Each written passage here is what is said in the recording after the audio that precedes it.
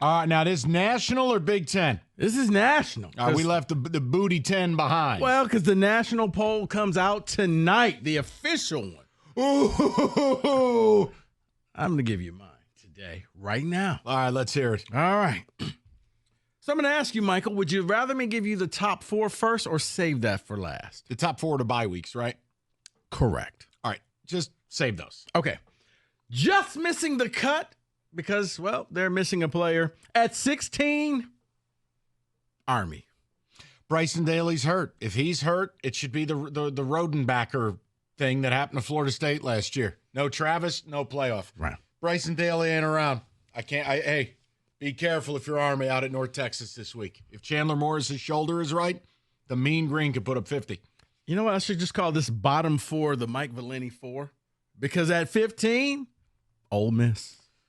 This is it right here. This is everything, right? If Ole Miss can win this game, they're back in play. If they lose, Rico Beard, business decisions will be made because it's an entire transfer team. For everybody who wants to know, it's taken away from what college football used to be, think of this Saturday as Elimination Saturday. You win, you move forward, you lose, season's done. Same thing for Alabama. At 14, SMU. Impressive victory. Yep.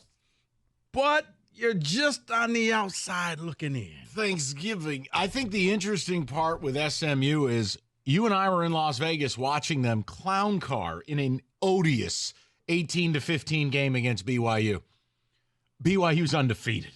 That loss actually doesn't look that bad. No, it doesn't. So for SMU, step one was dropping a bomb on Pitt. Now, my fear with them is R.J. Maryland's out for the year. Right. No, you were not.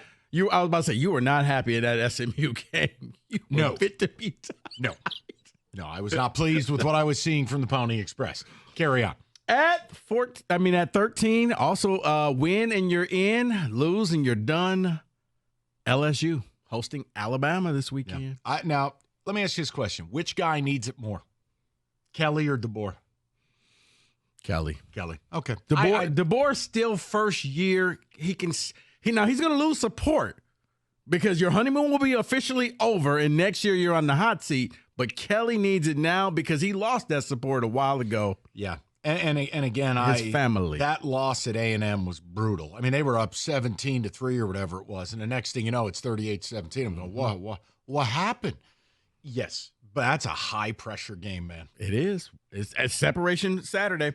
At 12, barely making it because they didn't score an offensive touchdown, Penn State. I don't think they're going to stay there, but for right now, they have one loss. Tell me, do this for me. Sell me this Penn. Why should Penn State be in? Penn State is still that they have one loss and they play in the Big Ten. Who have they played?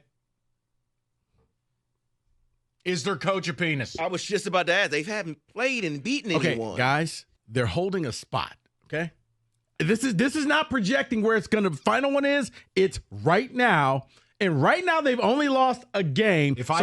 I dropped them all the way from 4 to 12. You should put them in the MAC. But keep going. James Franklin's a loser. At 11, Boise State. By the way, Penn State may have killed Caller Nick. He may have expired after that game. Yeah, Boise State. I'm fine with it. I think the Genty Heisman thing's losing steam. It's not good enough for him to put up 140 yards. It's not. It actually hurt him. I mean, he would have been better off grabbing his hamstring and saying, I'm hurt. Yeah. And then you would, he only had 140 because he got injured. Yeah, he needs 300.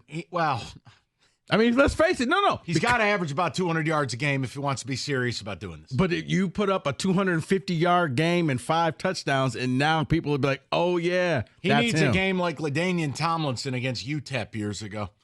Kenny, pull up those highlights. That'll be this month's segment of Kenny Kata's Old School Football. We already did that one. Reruns, Mike.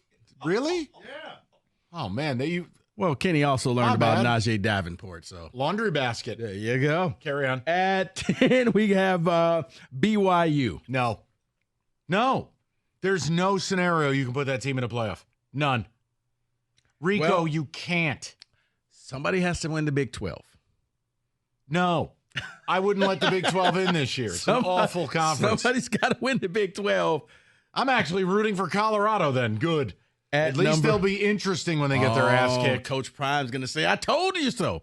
At number 9, this is it for them, is Alabama. Yep.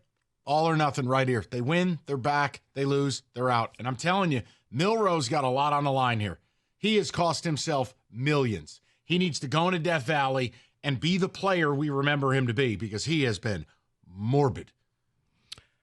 At number 8 is Notre Dame. Notre Dame is just kind of flying under the radar, doing what they need to do, and now their tough game against USC late in the year is not that tough anymore. They just benched their quarterback in Miller Moss. Notre Dame in this poll is like the couples who stay together for the kids. Like you don't want Notre Dame there, but you know they got to be there, and it's for the best. They're fine enough, I guess. Yeah. Who've they beaten? Okay, Louisville. Louisville's not good. Yeah, Navy. Whoa, stop the clock. First of all, watch your mouth about Louisville. Second of all, they just dropped a bomb in the other Death Valley, the welfare version, Howard's Rock. David, they ain't bad. Because, spoiler alert, Clemson, they had their separation Saturday. If Notre Dame and Penn State play on a neutral field, Notre Dame beats them, David. They beat A&M. I'm sorry. I forgot about that at the beginning of the year. All right. At number 7. And they destroyed Navy. Hope they're happy. But that's Navy. Communists. I mean, it was Navy. Poor Horvath. Hey, David. Yeah, there you go. Good. That's nice. 7 is Tennessee. No, I'm done. I watched almost that entire game Saturday night against Kentucky. First of all, they hadn't scored in the first half since September 21st. They finally got a score late in that half. Rico, 3 missed kicks, drop passes, blown assignments. Nico cannot hit an open receiver. I know they're winning. Kenny, you played them in a couple of weeks? Play who? Tennessee. Yeah. Thanks for paying attention to the show. Listen, Kenny's going to do Earth a favor, and they're going to beat Tennessee, and we could be done with this nightmare. See, I think Tennessee is like Penn State. They're benefiting from the conference that they're in. At number 6, Indiana. Oh, Christ. This again. Just leave me alone. What? You picked Indiana. To be good, not to be this. I don't know. Okay. Are they this good? Their strength of schedule is outside the top 100. You just talked about how Tennessee can't score. Guess who can? I know. Indiana. Touchdown play. Signetti treated Spartan Stadium like a brothel. So take a black light to that place. So basically, we don't judge them until they play Ohio State? No, it's difficult when they have a strength of schedule outside the top 100. That's what I'm saying. So is it Ohio State? Is that when you're going to say, okay, this team's for real or this team's a fraud? No, they're for real. Are they this good? Like if you had them at 10 or 11, what am I going to say? They're undefeated. But it does get to a point where you're beating like Lumberjack Tech, FIU, But here's the thing. If they played Tennessee, Notre Dame, or Alabama, or BYU on a neutral field. If they drop a bomb on Michigan, I won't say a damn word next week. Okay. But you got to show me that they're capable of that. I'm talking complete depantsing. And that really will say something. For me, it would, yes. Okay. Yes, it would. At 5, University of Texas. Yep. And I'll tell you right now that if I had to bet one favorite this week, I'm probably leaning them. They are off a bye, lying in wait for Florida and like a 7-string quarterback.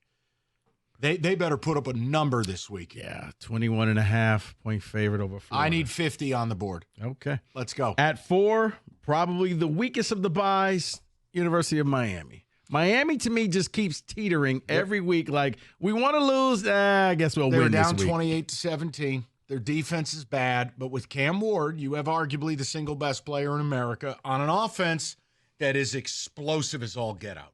So can they put 40 on any defense in America? Yes. The problem is they'll probably give up 38. They have a 31 to do. They nasty looking is what they are. Jesus. The separation for 2 and 3. Titanic. Who had the better loss? If you want to know my rationale. At 3 is Georgia. Kenny's Georgia Bulldogs. No disagreement at all. We don't even know if we have a quarterback anymore. So you know what? Wah, wah, wah. Carson Beck sucked last week. You see my quarterback. Yeah, you're not ranked number 2 right now, David. I have expectations, damn it. That's good. MSU's dead corpse has been stuffed into an oil drum at the bottom of Lake Mead. Yeah, I have real sympathy for you. Wah, wah, wah. At least MSU wasn't. They were never on this list, so Michigan used to be. At number 2 is Ohio State because their biggest win is losing to Oregon. I'd still put Georgia above OSU, but I understand how you did it with the losses, and I'm not going to pitch a fit. But if Georgia and OSU play on the same field, I'm taking Kenny's guys. Who throws the most picks? It's line of scrimmage. And Ohio State, they're on the O-line and D-line. It's not acceptable. Not for that payroll. And at number 1, fresh off their victory at the Big House, the Oregon Ducks. Quack, quack. Yeah, I'm fine with it, but here's the overriding theme. Are any of these teams really that good? Everyone has a level of vulnerability here. So this is Rico's dream with the 12-team playoff. Chaos. You know what? It's going to make it interesting. Good. And we got Separation Saturday this Saturday. Have fun with this, people. The fake poll comes out tonight. The real poll just happened right now. 97-1.